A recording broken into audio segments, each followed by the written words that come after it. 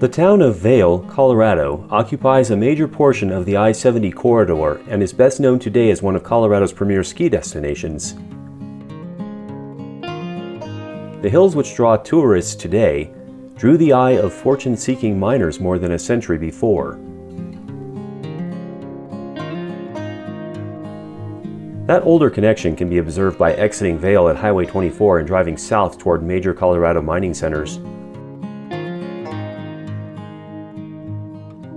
The pavement winds precariously through rugged mountains while also following a major section of the 200-mile Tennessee Pass rail line, currently owned by Union Pacific but lying dormant since 1997. After leaving Vail, the road first makes a lazy run through the bedroom community of Minturn, situated along the wash of the Eagle River. Further south, a hairpin is encountered and the highway begins a strong climb along the side of Battle Mountain. The next surprise is a long but fast left-hand turn around the mountain face where the town of Gilman suddenly appears.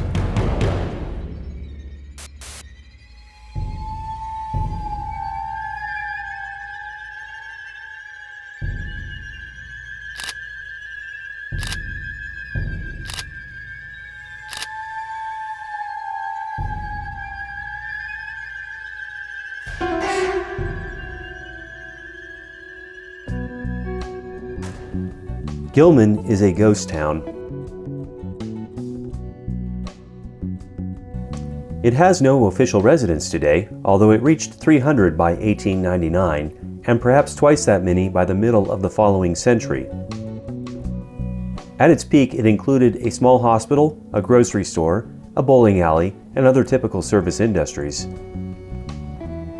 Gilman was formed in the 1880s, as was the Belden mining camp that was formerly in the canyon near the current surface workings. Gilman, as it exists today, was variously bought or built by the New Jersey Zinc Company starting in 1912. The company also finished an ongoing consolidation of the adjacent mines in the hill to a single operation, the Eagle Mine. The mine produced gold, silver, copper, and lead, but was primarily mined for zinc after the Second World War.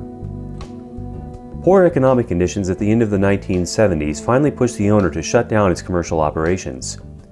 A crew of 6 maintained infrastructure until the dewatering pumps were turned off in 1984 and the site was fully closed.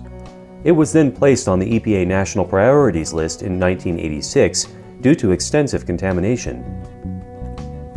Cleanup efforts were sufficient to finally remove the Gilman town site from the NPL in 2021, although the surface workings in the canyon below remain a concern and are still monitored regularly. Unlike the surface workings, the town is fully fenced and regularly signed from the road, indicating its recent status as an EPA Superfund site. We stayed out, but others have crossed that line, including a trio of youths we inadvertently captured in our overflights. Workers underground could enter the facility via the lift in the main shaft house. Workers assigned to the facility in the canyon used either a long set of stairs, which are gone now, or the tram, which is still partly visible.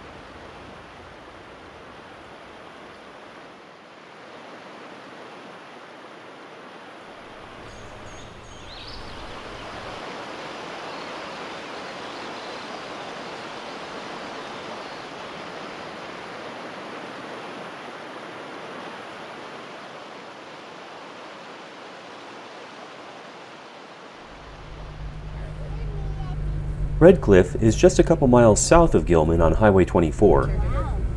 Wow. Look at this. To be right next to us. It's so cute. Like, I feel like this is a mountain town before it gets gentrified and turned into Lake Telluride. This is the feeling I'm getting. Oh, it's on its way. Yeah. The first cabin here was built in 1879 at the front end of Colorado's silver boom by one William Greiner and a partner. Greiner later married and raised a family in Red Cliff before coincidentally dying in 1912, the same year that the New Jersey Zinc Company moved into nearby Gilman. Red Cliff is sited on a double confluence of the Eagle River, which made possible the large operations downstream. The Eagle River's headwaters are only a few miles south near the World War II era Camp Hale National Monument, and most of the year it runs into town as a large brook. But it nearly doubles in flow volume when Turkey Creek drains the Shrine Pass region from the northwest and joins the Eagle in the center of town. A half-mile later, just past the iconic Red Cliff Bridge, the Homestay Creek from the southwest joins the Eagle River and doubles its flow volume again. The water now moving through the canyon to the north was sufficient to satisfy the operations of a large-scale commercial mine below Gilman. After reaching the I-70 corridor and turning west, it also provides a primary water supply for Vail and many communities downstream.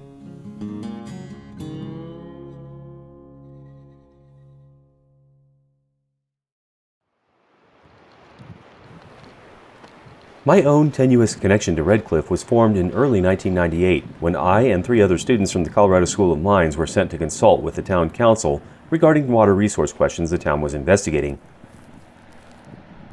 I don't know what became of that initiative, but it was an introduction I nearly forgot for over 20 years, until learning a large portion of Colorado's mining history in the Central Rockies was tied to Battle Mountain and the towns around it.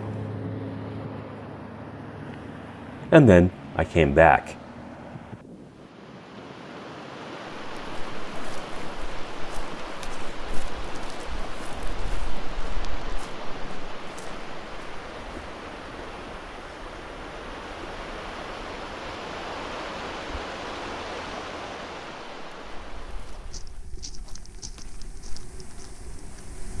Yeah, it's not pointing the right direction anymore either.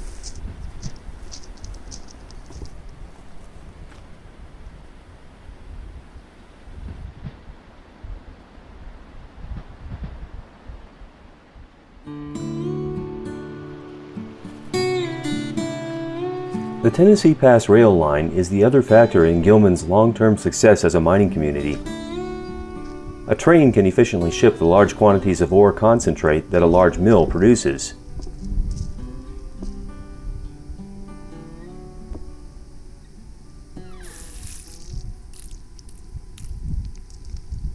Wow, warranty restriction. Use of non-Vortec replacement parts shall void. Oh man, better not void that warranty.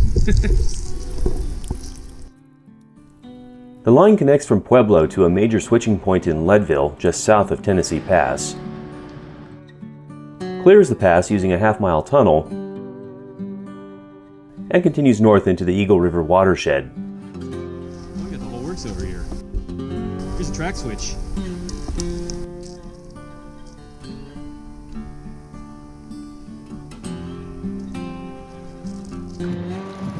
Big electric motor.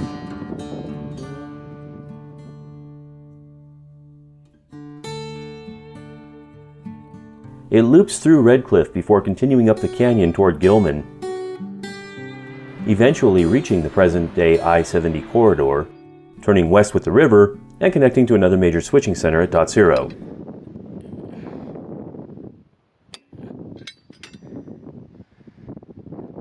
Yeah, look at that. It binds, but it's actually throwing that rod a little bit. This loop was the first main route for freight and passengers to connect between Denver and Salt Lake City. But then the heroic construction of the 6.2-mile Moffett Tunnel farther north provided a more direct connection and diverted traffic away from the southern Tennessee Pass route. As the mining industry through the south central region dwindled into the 1970s and 1980s, the economic importance of the Tennessee Pass spur was reduced. Never been inside one of these before. The last full commercial run over the pass took place in 1997. Shortly after, the line was idled.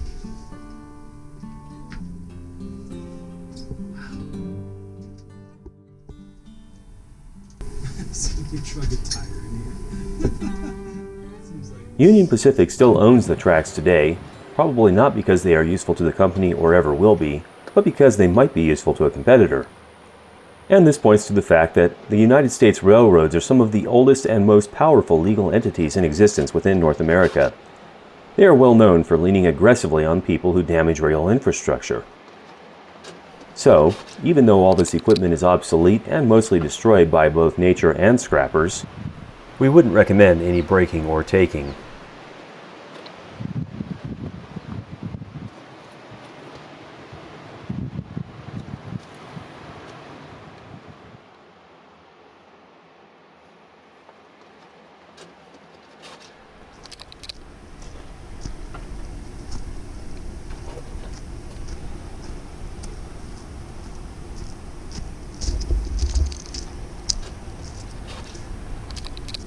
Still says Rio Grande on it.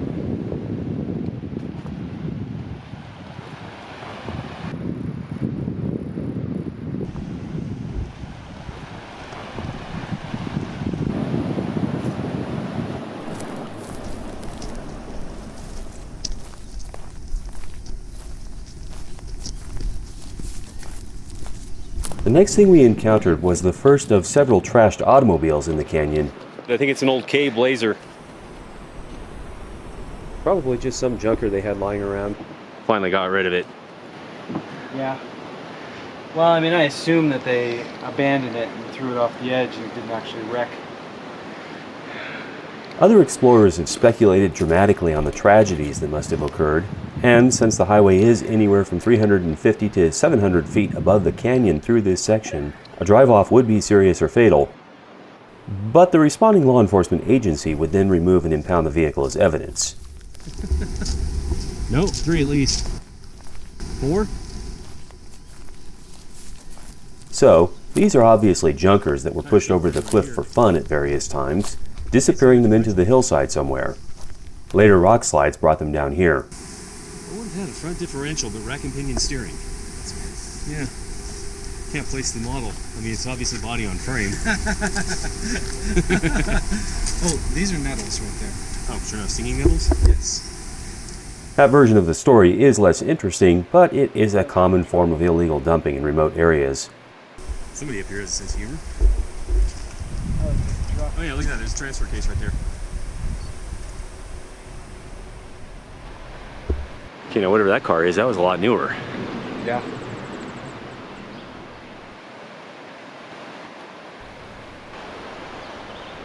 That looks like a truck.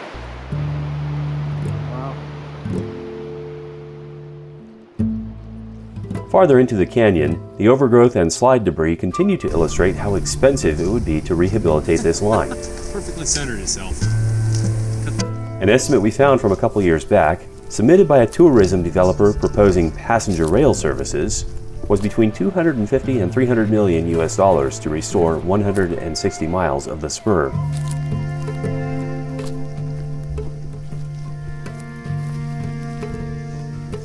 The industry that first brought development to this canyon emerges around the next bend. Look at all those sulfur crystals growing out of the waste. They're also eating away the wood too. The sulfur and zinc hidden abundantly inside the mountain are visible here as crystal growths. Yeah. These occur as water soaks the tailings used as fill ballast, then evaporates out the sides. Water and sulfur also create sulfuric acid, which has completely dissolved the structural integrity out of the wood. But over time, mill tailings can self-solidify into a weak concrete, so oddly enough, the integrity of this structure has transferred from the wood to the ballast. Oh, wow. The fact that the cable's still connected to something. Yeah.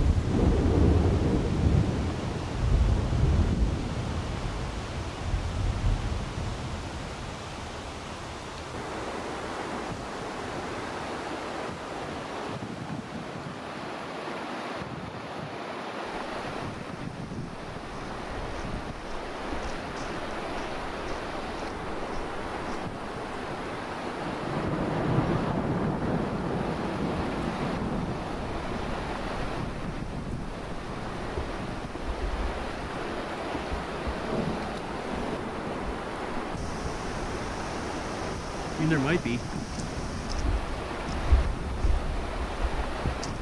Oh no, actually, this is an engine. This is a steam engine. Sure.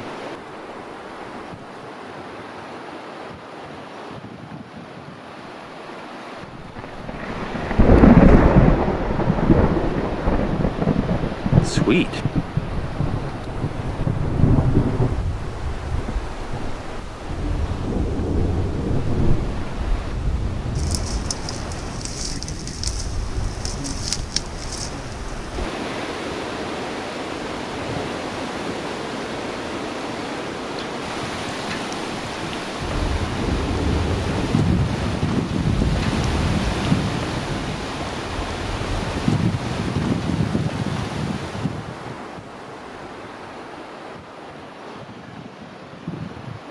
We next encounter the adit of an old prospect.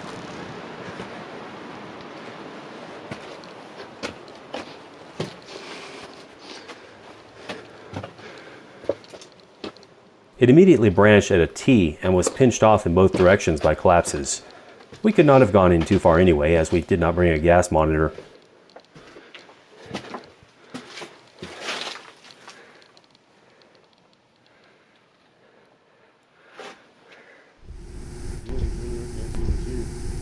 glad you said something. I would have just kept on walking.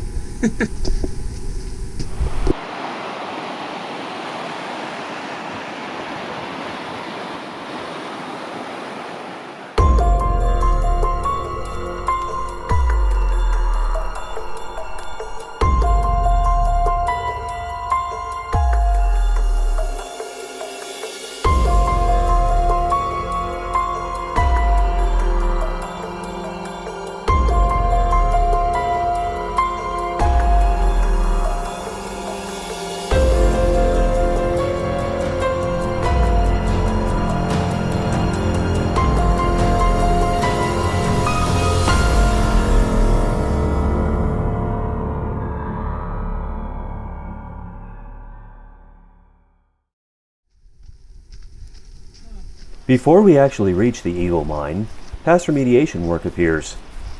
Pretty good one, I'd say. Yeah, it used to be up there. Our research indicates the EPA and the state of Colorado used at least 3 approaches to mitigate acid mine drainage. More of their efforts to try and prevent erosion, but only partly successful. One part was to block 5 lower adits to the mine, flooding those workings to remove oxygen from the chemistry for acid formation. That reduces the toxic metal content of the water that migrates out of the hill. Another part involves retention walls to slow drainage and erosion, and French drains buried below the site capture and passively treat subsurface drainage with strong base reagents such as lime. And some drainage is captured and diverted to an active treatment plant near Minturn at the site of the Eagle Mine's former tailings pond. That one we didn't get to visit.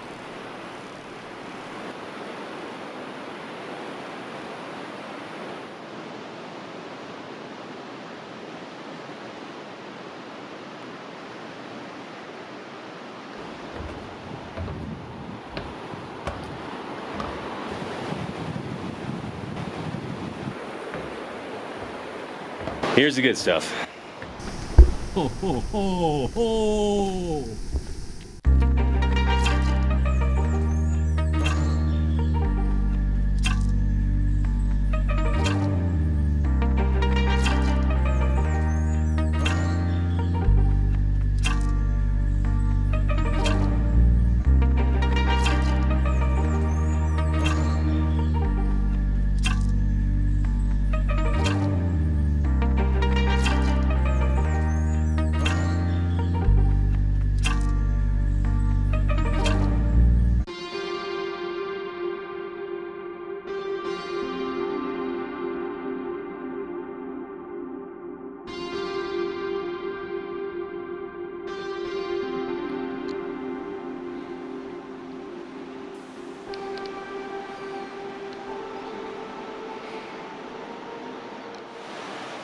Is that steam or is that water?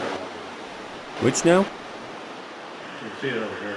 Oh, is that a Pelton wheel turbine? Yeah, so they had hydropower. Wonder where they're getting the water from. You have to have a fairly high head to make one of those work. That's incredible. So maybe that was their original power source, and then they added these when they needed more once they had the steam boiler all in place. But no, it can't be. There's a piston here. And then that one over there, that one does look like steam though, because you see the giant, the next engine over? See that big tank across the top? That I'm pretty sure is a steam engine.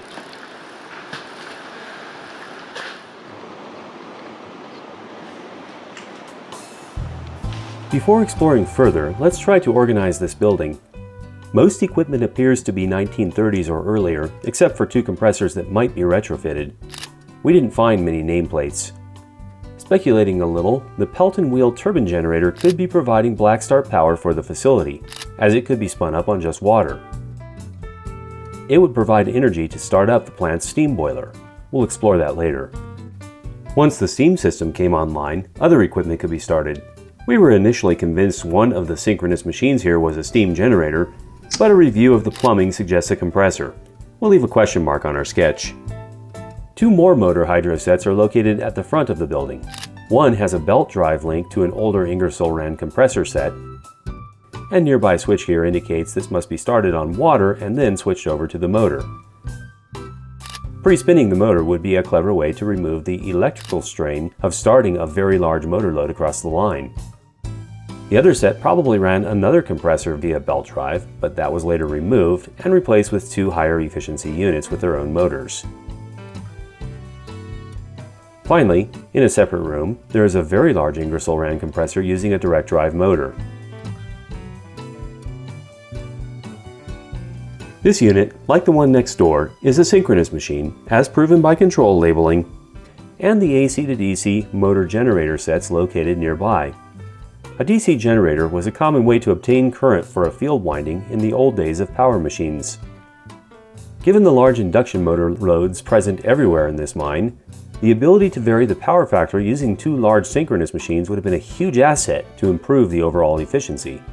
In short, this is a very smart layout and makes good use of resources. The remaining question: why didn't the mine run more equipment on hydropower if it was available? Our assumption is that the water source just didn't have enough stored flow volume to meet the mine's very large electrical load.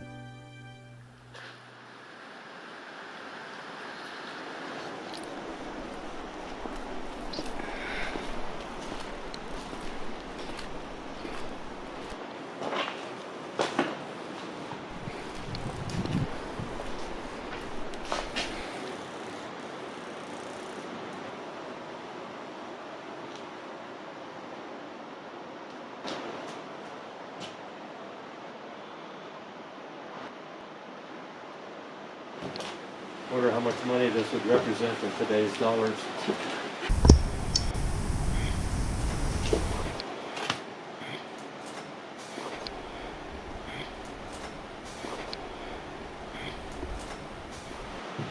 You can actually take a catwalk up onto the roof.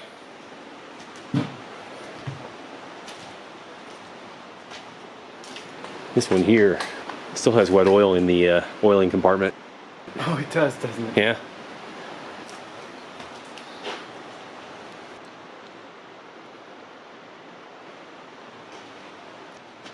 Look at that. That's some fantastic damage. Maybe some water got in there and froze. Pushed it out. Want some leaded paint? You can chew on that for the afternoon.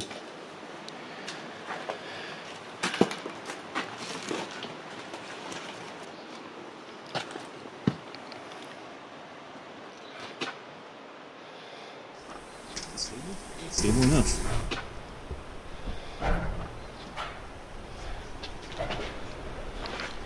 Mainly I'm worried about these treads being rusted through underneath where you can't see. Oh yeah, there's a whole catwalk up here.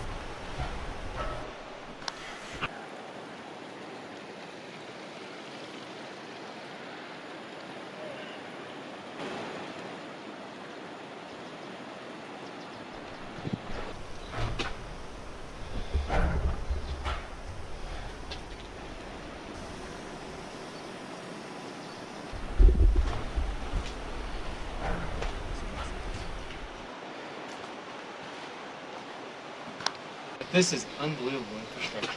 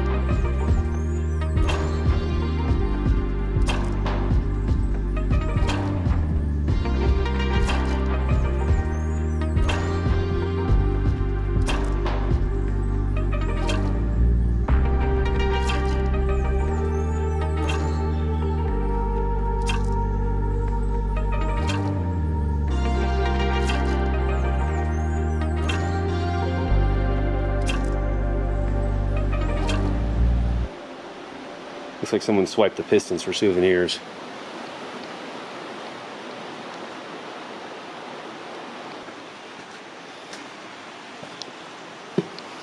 I suppose people have come in here, they've cut all the cable for the copper and hauled it out. Well, some of it anyway. Fortunately, it's remote enough that they can't just rip everything out and walk away with it. Yeah. Is this part of some sort of remote monitoring?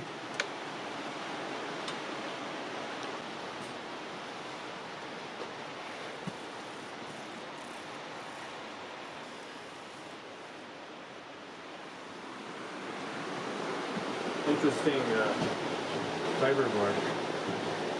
What do you want to bet it's full of asbestos? One question remains. Why does this building, along with the control building nearby, and the boiler house, have this fake bolted strapping? Surely New Jersey Zinc didn't pay for any of this.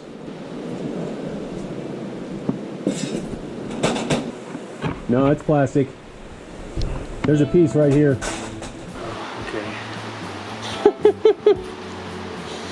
More power to them, I guess. It turns out that in the mid-1990s, sections of the Tennessee Pass rail line were used as set pieces to film Under Siege 2: Dark Territory, a regrettable Steven Seagal action flick. Reviewers wrote it off as dreck, but the movie gained a cult following for its accurate and detailed depictions of rail operations. The Eagle Mine was used as one of those sets, and the producers modified it toward their vision of a Colorado ghost town. We found one clip on YouTube, and the facility looks far better than it does today, after 30 more years of weather and vandals rolled through.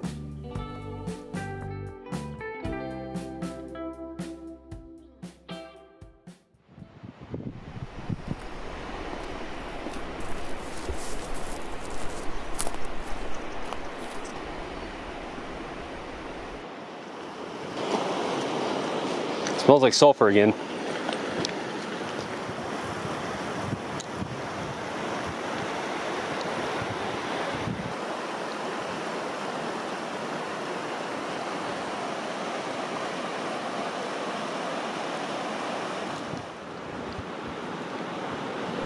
This tank must be quite old, as the metal is just spacing while the vessel uses barrel-safe construction with cable banding. The nearby control house contains what appear to be 2 transfer pumps for maintaining a fill level.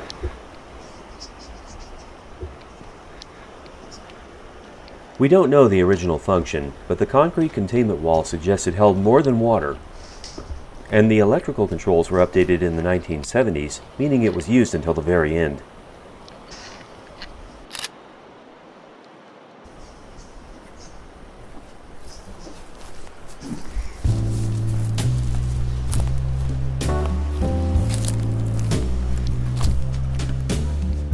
This lower outdoor site we are exploring is huge, despite the fact the actual wet milling took place inside the mountain. To avoid getting lost, let's create a quick map beginning from the Eagle River and the Tennessee Pass rail line with the Belden Spur. We started in the machine and plant building, then crossed back over to the north side of the Eagle River. Next, we inspected the barrel-stave storage tank nearby. Next to that is a 2-story structure with a supply house on the bottom and some kind of occupiable space above, possibly one of the site's offices. Continuing west, there are collapsed structures and bulldozed debris piles we can't identify. A large brick structure beyond that is the pump house. And nearby we find the foundation of 4 wet chemical storage tanks, 2 of which remain today. Crossing over the Belden Spur line, we find a pair of upright dry chemical storage tanks. As we walk back east, a conveyor and hopper bring material out of the mountain, possibly waste rock, or raw ore streams that needed to be milled off-site. Uphill from there is the electrical power substation and the lower platform for the tram to Gilman. Down below that, we round off the collection with the boiler house,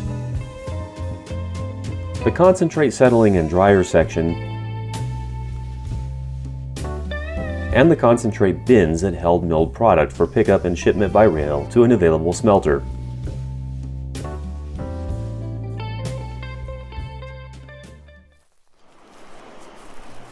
As a side note, a fair-minded person can dislike vandalism and still admire the ironic humor that went into some of these displays.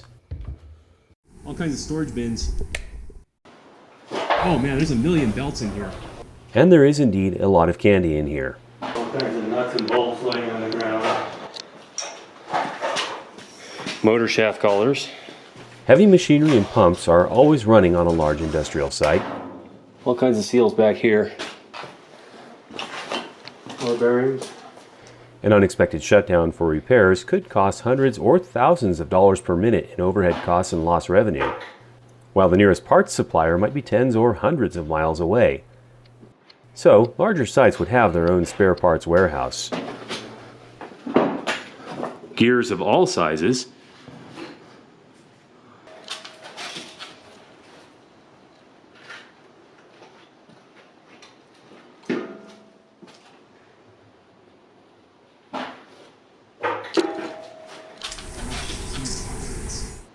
Oh yeah? Nice. Wow, big ones.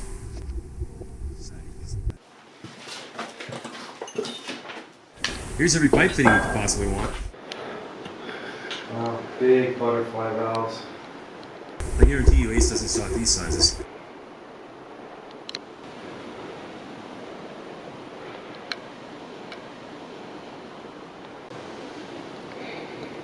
Here's a bucket of grease, such as it is.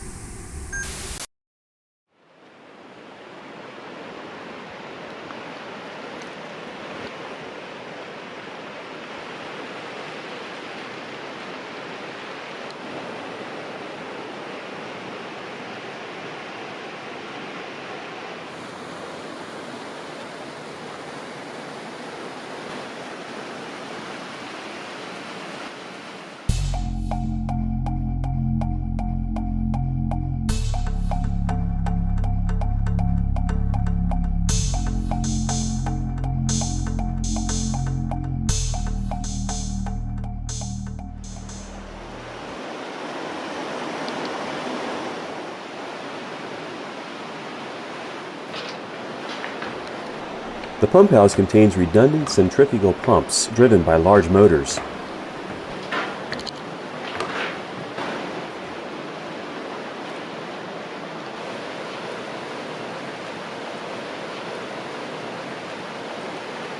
Or a check valve or something.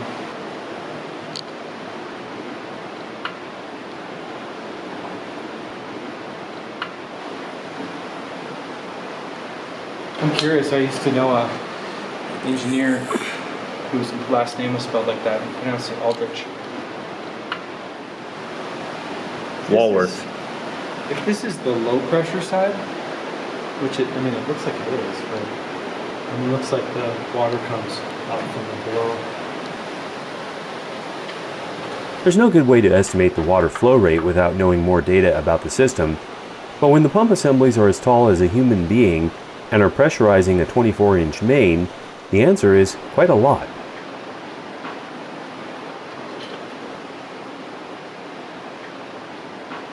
Yeah, just go over and grab that valve handle and then step on the ribbon there. And watch your head because you're going to have low clearance.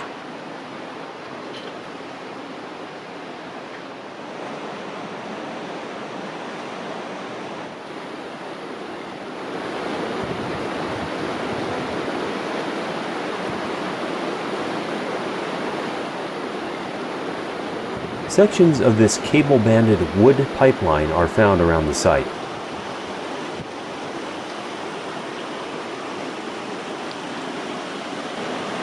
This is interesting here. Which? This chute. Oh, the discharge flume, yeah. Our research is inconclusive, but it appears this carried the wet tailings discharge from inside the mountain to a wider area of the valley downstream by Minturn, where there was room for a settling pond. Today, that site contains the water treatment plant. Then we need some water for that.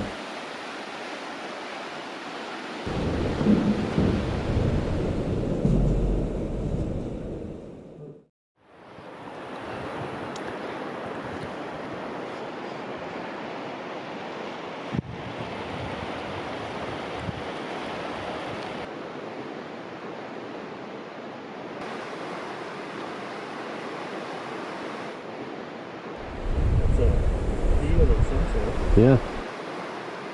Here's someone who is actually being creative with their graffiti. It's full of barrels, chemical barrels.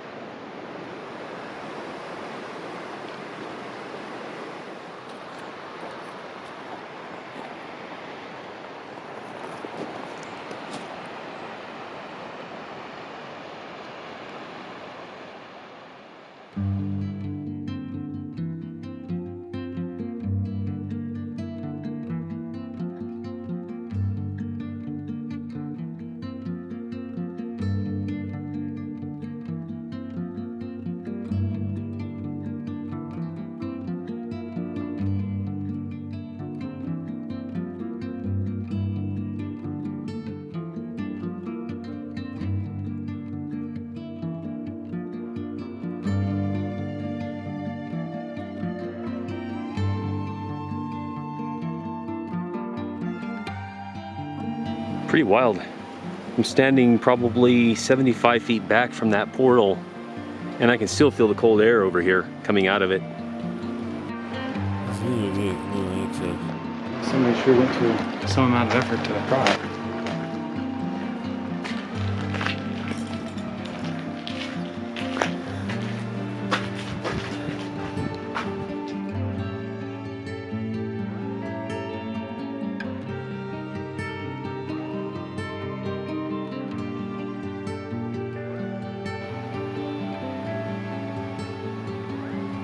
A quarter mile or so downriver, another bridge turns up and another wrecked car.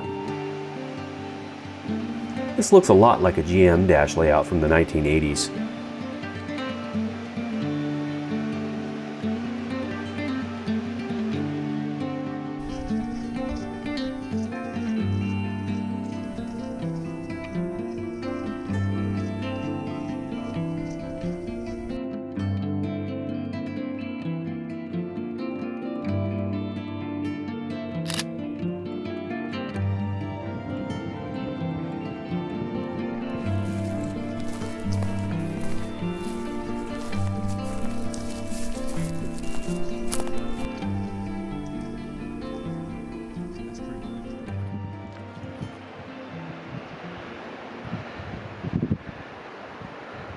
Oh, the gate's open to the substation. Yeah, but it's fully disconnected. We can catch it on the way back down.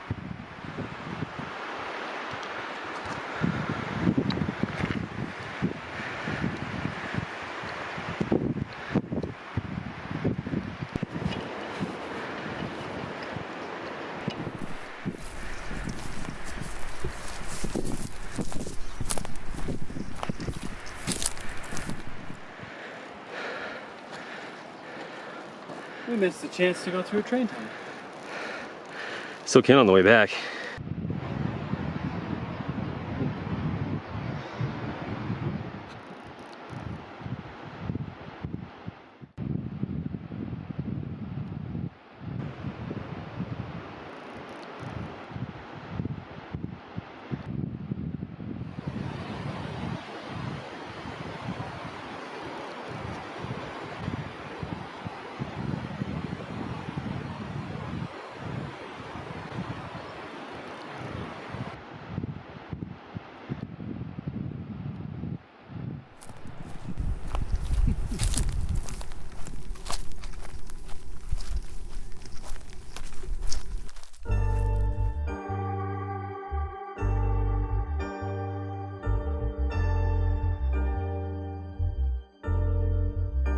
The electrical substation is quite old, with the internal switchgear probably dating to at least the 1940s.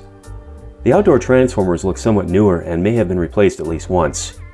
Based on our past experience, the station as it is configured now probably took in distribution voltage brought down from a line along Highway 24 and stepped it down to 4160 volts, with a power service capacity between 3 and 5 megawatts. Can be, yeah. Oh, these switchboards. And these are actual slate or marble boards too. So they used to do it way back when.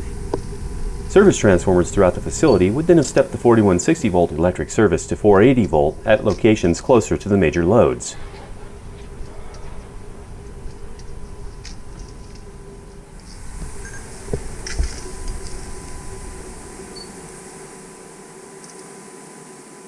Yeah. And look at that I-beam that's fallen from the roof and it's sitting on them. They're holding all that up.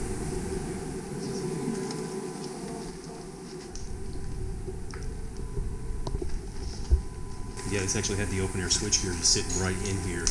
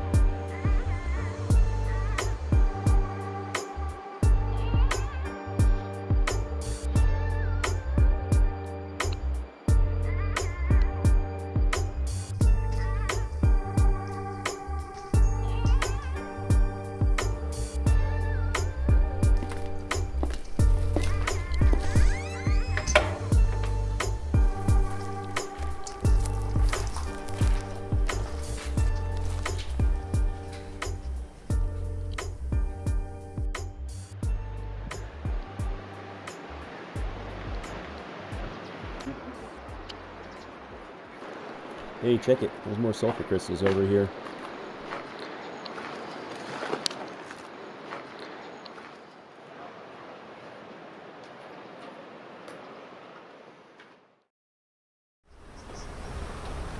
Is what? Asbestos. Think so? Yeah. Ceramic. Dude, that's why it's still here. Oh, ho, ho, yeah! Boiler! Oh man. So that's where they were getting their steam from.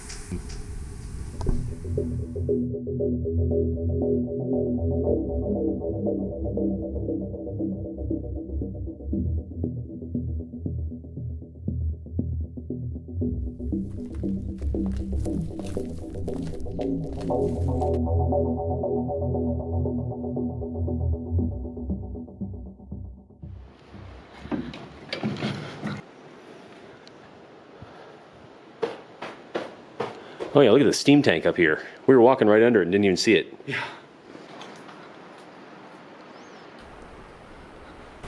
That's pretty sweet.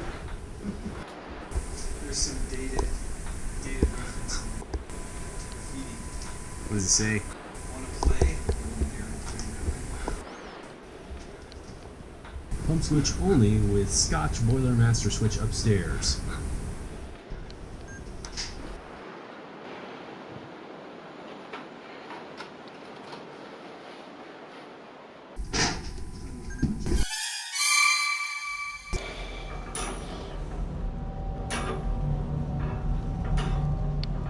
Okay. These are steel, so that's good. It's not wood.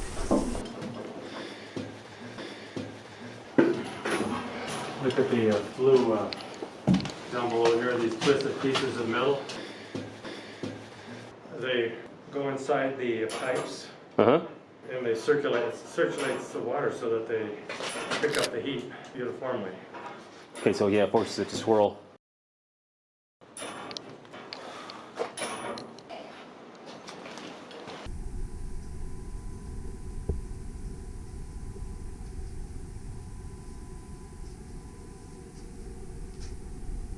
It goes back there even further.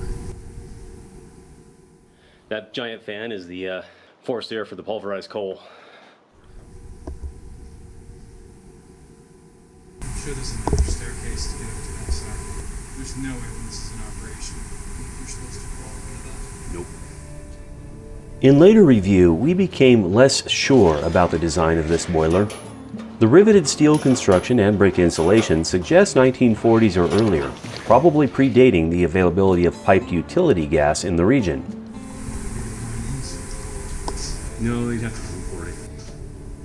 But I mean, there's coal mines not that far from here, especially if you've got railroad access. But if it was burning coal, where was the pile located? Where is the feeder conveyor? And where is the baghouse to capture fly ash? One possibility is that it was decommissioned decades ago when a large gas boiler was installed adjacent, and exterior support infrastructure was demolished for reconstruction.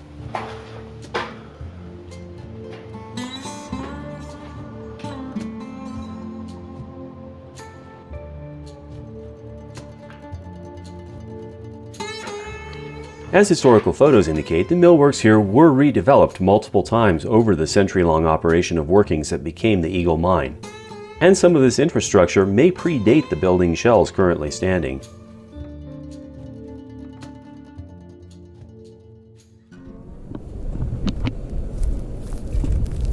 After circling around the front side, we enter the concentrate drying house. A vintage compressor is interesting enough, but the enormous drying trommel dwarfs everything else here.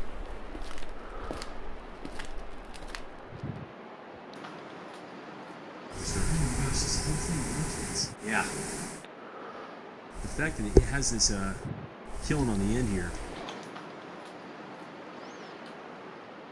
It's like compressed air would be forced right through this thing up here. Makes sense. We'll take a closer look at that section later, as we're looking for the other access to the main boiler's draft fan. And find the doorway on the second floor, near a group of safety switches and mid-century gauges. And these are indicators, look at that. It's meant to be a temperature indicator of some kind. Huh.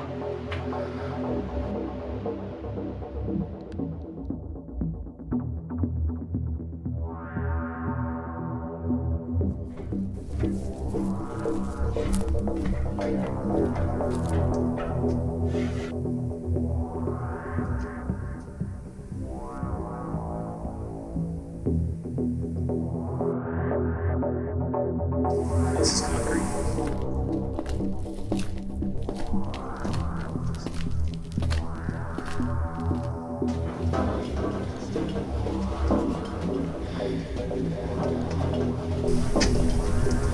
Okay, yeah, and here's the giant blower fan.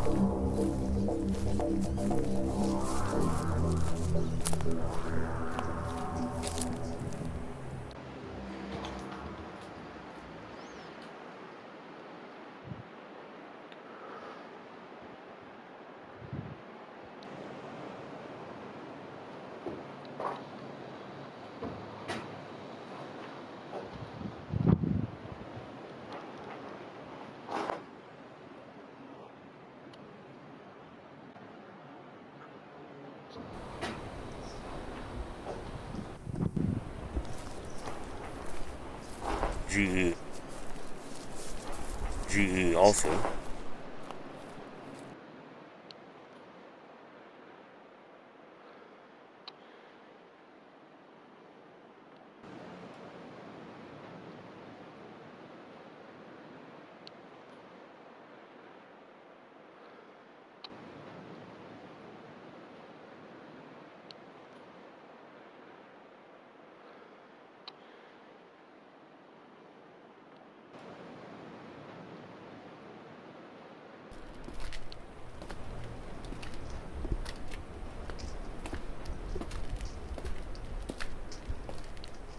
That's just nuts.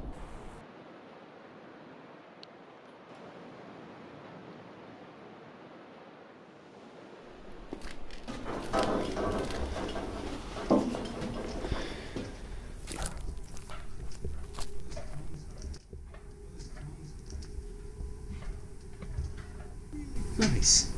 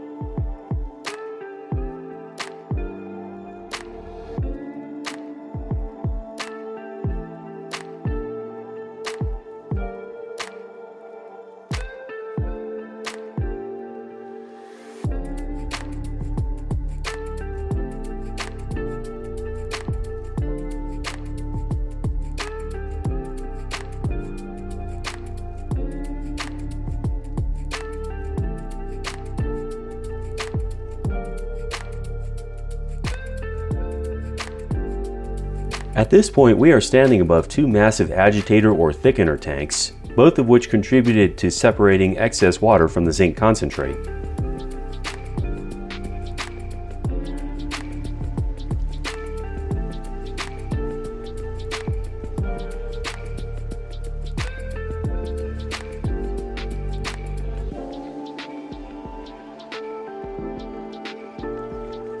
The product was then destined for the drying trommel, which finished reducing the mill output to a form that was suitable for binning and shipping to off-site smelters.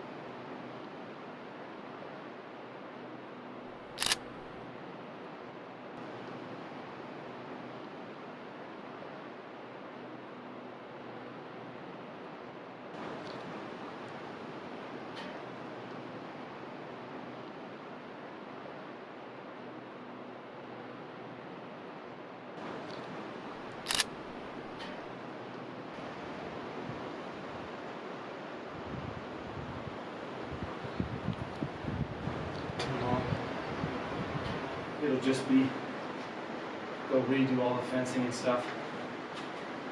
I don't know, at this point I think they're kind of giving up. Yeah, maybe.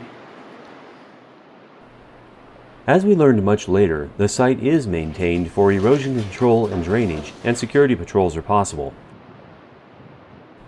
But demolition will probably happen sooner than later to limit liability, as most of these surface works are unstable, and so is the adjacent hillside.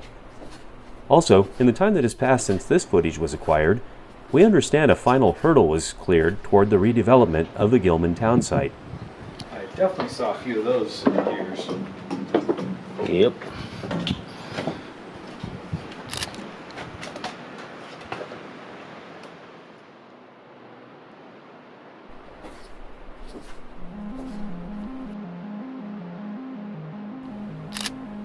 One oddity we've noticed around the site, particularly here in the drying and binning section, is large cutouts from major equipment which appear to have been done hastily with a torch.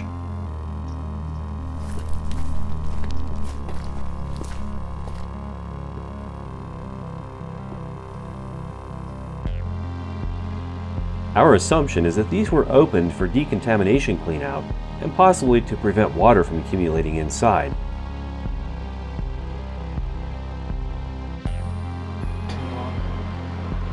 As interesting as it would be to see what's up.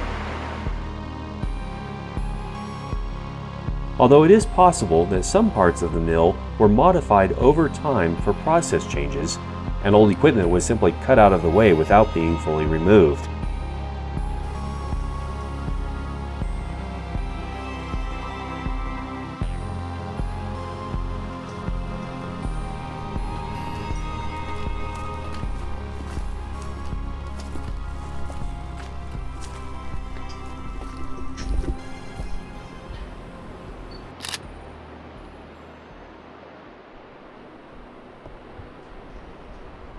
A few devices in this section are identified as Ramsey scales.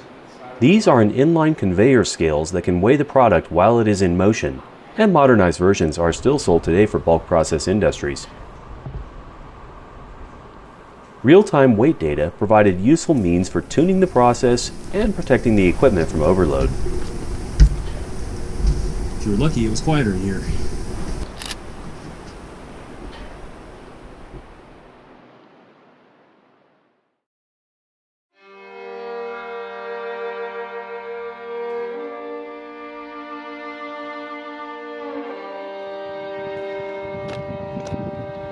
What is it that draws the human soul to examine abandoned things that are, when they only represent what was?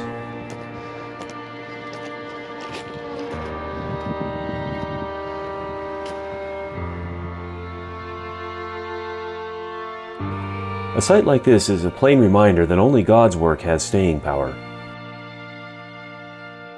Man built massive structures to hollow out the mountain, Yet the mountain is still here, and soon these buildings will not be.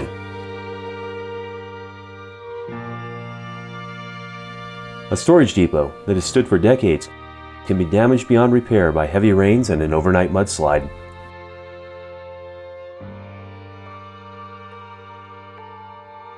A building that processed untold millions of dollars in ore concentrates cannot hold its own frame together once the owner ceases to maintain the roof.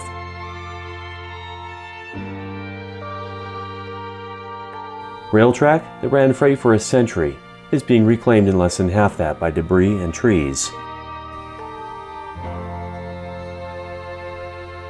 No part of this site can be rehabilitated. It would have to be rebuilt from level ground. And yet we are drawn to it along with countless hundreds who have visited before, marveling at the incredible effort that put it here for such a short time to enable human lifestyles based irreversibly on metal components. But they won't be mined or processed here again. The extraordinary cost of the environmental remediation has seen to that.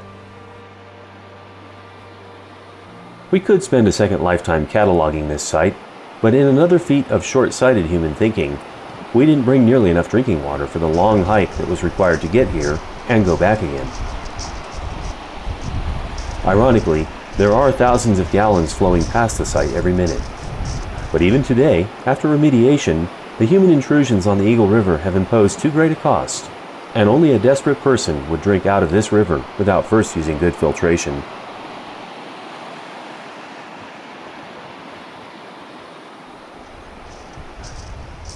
The last big thing here is the nearby tunnel on the Tennessee Pass main line, which at this point is west of the river bend.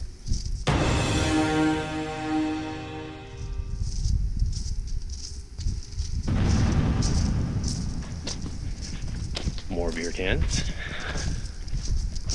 Yep, signals out here. Oh, someone made a bonfire. This one is about 400 feet long and perhaps 25 to 30 feet high at its apex. It is one of 5 along the route, including the half-mile diggings under Tennessee Pass.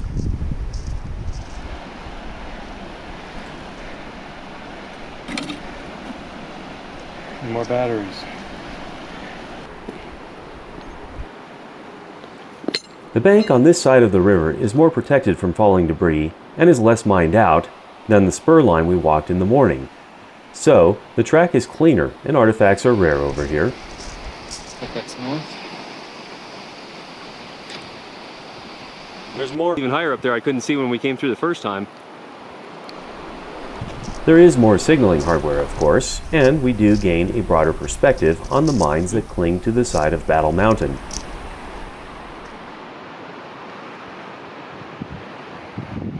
Oh yeah, there's something way at the top of it. Hard to get a perspective of it with photograph. In time, we did encounter a few interesting artifacts, including an old water or air tank, and a pile of buckets that may have been left as a maintenance cache for a curve oiler. Those look like those grease barrels. Kinda do.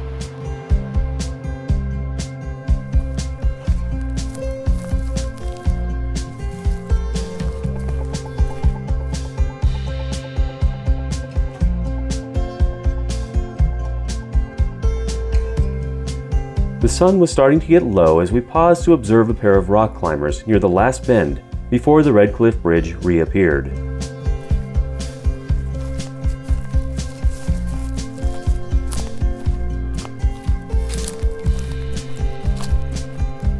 We had much to reflect on after a day like this, but fatigue and mild thirst were foremost on our thoughts as we returned to our vehicle and loaded up for the long ride home.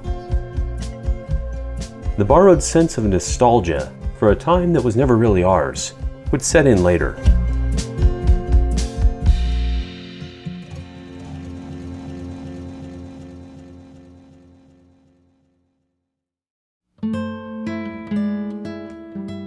There is a final twist to this story.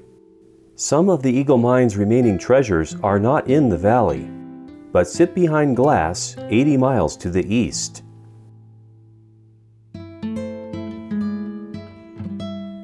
Denver's oldest museum was founded in 1900 and opened in 1908 inside a Greek Revival-style building. Subsequent expansions and renovations enclosed most of the original building in glass-heavy atriums, and in 2000 it was given its final name, the Denver Museum of Nature and Science. Deep inside is a fine gem and mineral display, although some parts have not been updated in better than 50 years. Inside a mining-related area, we find signage that describes a familiar location.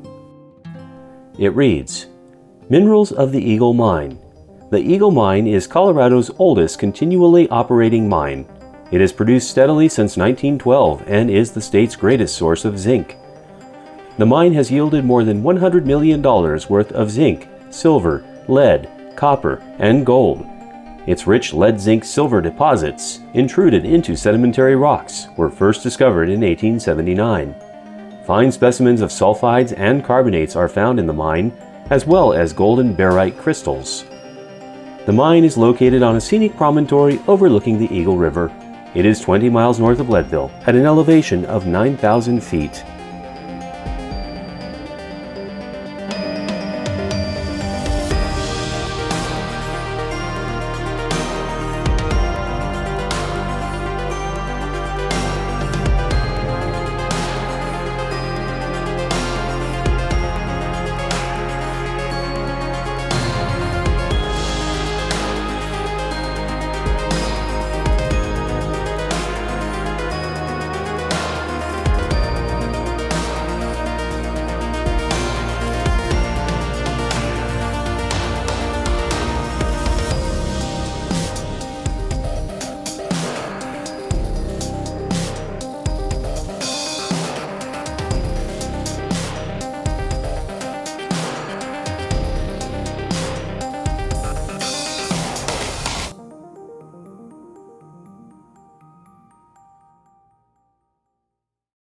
Hi everyone, thanks for joining me on my YouTube channel today.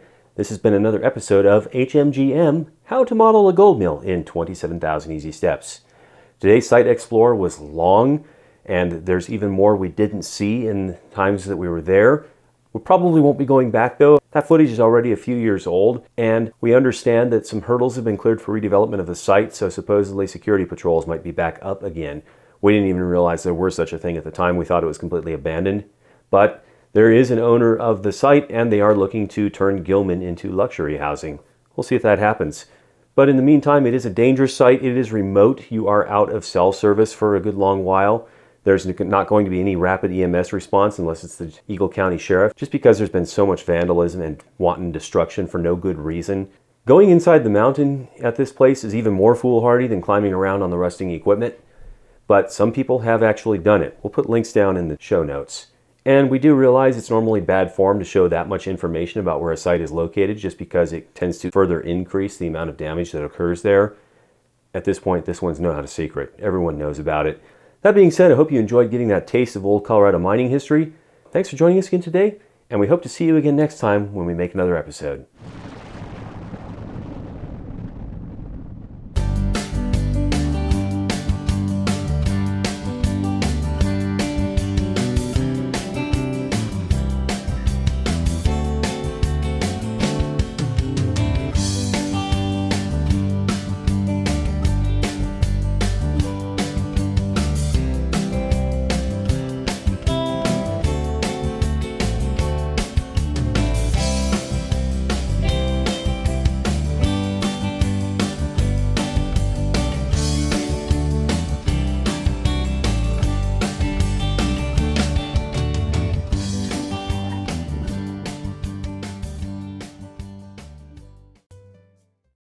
Has anyone seen my phone?